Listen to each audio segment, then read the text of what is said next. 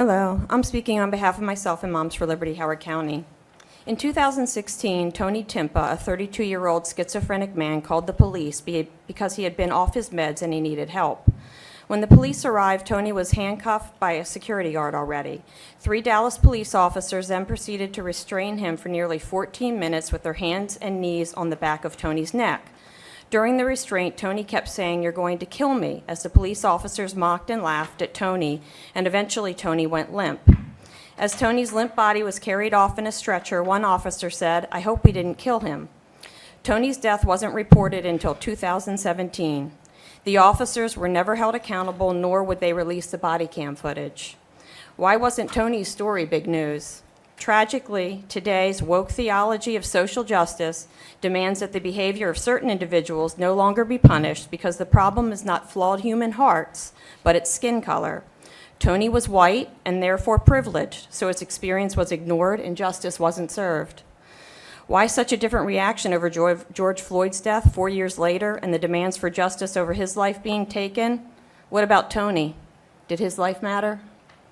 Justice is defined as a quality of being impartial, fair, or just. True justice is not partial to the poor, nor does it defer to the great, but requires you to judge your neighbor in truth. True justice does not use unequal weights and measures.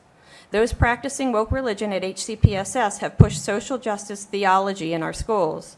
This theology degrades black people, labeling them as victims who are unable to control themselves due to the color of their skin, while also labeling all whites as privileged.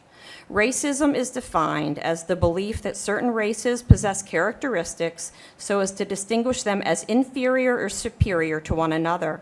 Woke theology is racism repackaged and marketed in our schools and our communities.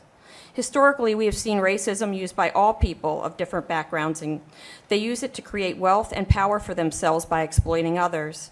Truth is, racism is not a skin problem, but a heart problem.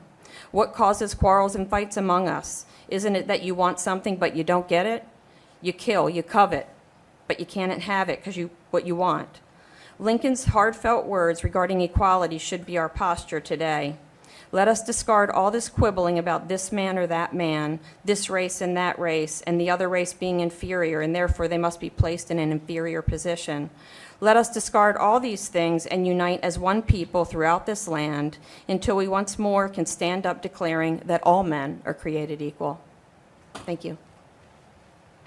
Next up is